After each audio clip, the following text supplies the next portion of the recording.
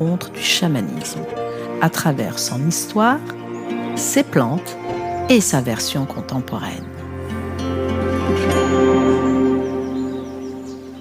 Le chamanisme, un mystère qui fascine et qui intrigue. Beaucoup en parlent et si peu ont vraiment goûté à cette expérience.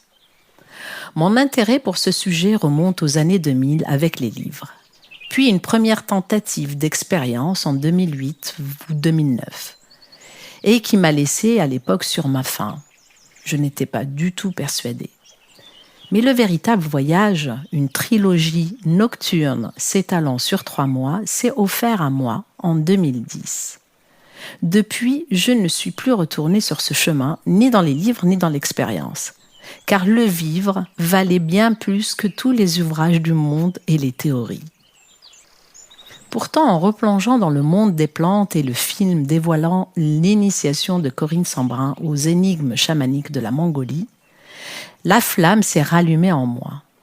Et aujourd'hui, je ressens l'envie de partager avec toi ma vision de cette pratique ancestrale et fascinante pour certains, archaïque pour d'autres. Le chamanisme est une pratique spirituelle qui remonte à l'aube de l'humanité et qui est présente dans de nombreuses cultures à travers le monde aujourd'hui.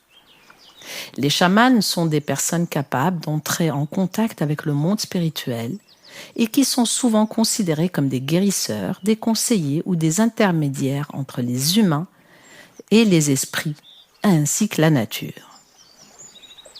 Dans de nombreuses cultures, le chamanisme a joué un rôle central dans la vie religieuse et sociale des communautés. Les chamans étaient souvent consultés pour résoudre des problèmes, guérir des maladies, prédire l'avenir et communiquer avec les esprits. Avec l'avènement des religions organisées, des religions monothéistes, du communisme et de la science moderne, le chamanisme a perdu en popularité dans de nombreuses régions du monde, voire interdit longtemps en Mongolie et éradiqué par les missionnaires en Norvège pour les peuples samis. Cependant, il continue d'être pratiqué dans de multiples cultures autochtones et a connu un regain d'intérêt dans les sociétés occidentales modernes actuellement. Le chamanisme est souvent considéré comme une voie spirituelle qui permet aux individus de se connecter à leur propre nature profonde et à la nature qui les entoure. Le chamanisme met l'accent sur la relation entre les humains et le monde naturel, et il encourage la guérison et la transformation personnelle. Dans un article du journal Le Monde qui date de août 2019, on peut lire que le chamanisme a également l'avantage de se présenter comme une médecine holistique, soignant l'esprit et le corps en même temps, et favorisant donc toutes les pratiques spontanéistes pour se retrouver, s'exprimer et lever des blocages. L'expérience mystique, ça ne fait pas vraiment partie de notre culture dite occidentale et notre nature.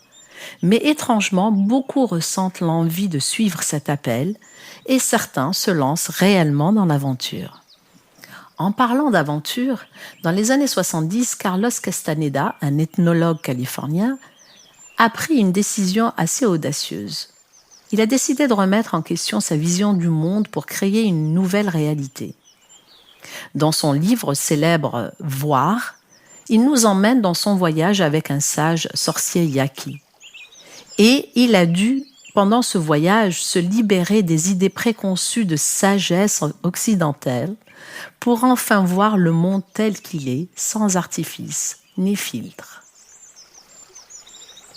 Étymologiquement, le mot chaman est considéré comme étant d'origine toungouse, une famille de langues parlées en Sibérie.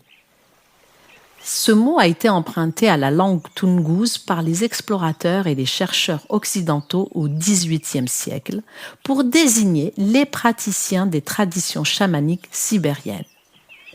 Le terme toungouse, saman, fait référence à une personne qui possède des pouvoirs spirituels et qui est capable d'entrer en contact avec le monde des esprits.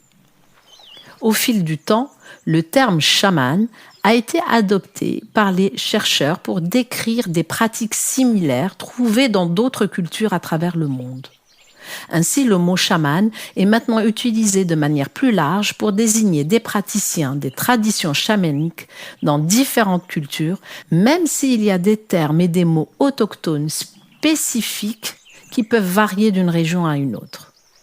D'un point de vue social, le chaman incarne le chef spirituel. Il est le guide. Un chaman accède à tous les savoirs par étapes. Un bon chaman a besoin de plusieurs années d'isolement pour atteindre toutes les connaissances et le savoir nécessaires. Le corps physique du chaman peut entrer dans un monde spirituel sans passer par la mort. Dans les religions chamanistes, les chamans sont des élus qui entrent en transe et voyagent avec leur âme vers d'autres mondes. Malgré cela, les chamans mènent une vie ordinaire, vaquant à leurs activités quotidiennes. Quand ils parlent d'autres mondes, ils ne veulent pas dire que ces mondes sont totalement séparés du nôtre, bien au contraire. Ces autres mondes représentent la véritable nature des choses et les causes réelles des événements dans notre monde à nous, dans notre quotidien à nous. Cette vision est partagée par de nombreux membres de la communauté et certaines personnes peuvent se sentir intuitivement connectées à cette réalité supérieure et devenir des chamans à leur propre échelle. Charles Stepanov, un enseignant et chercheur au laboratoire d'anthropologie sociale, explique que dans le chamanisme, il y a une forme de distribution du travail. Le chaman est un expert de l'invisible. Les gens reconnaissent en lui un talent supérieur à eux. Il lui délègue un certain nombre d'opérations de vie quotidienne dans les relations des hommes à leur environnement. On a 3 éléments dans le chamanisme. Un expert, donc le chaman, des gens non experts reconnaissant l'expert, les profanes, et un tiers invisible, les esprits. Il faut ces 3 éléments pour vraiment parler de chamanisme.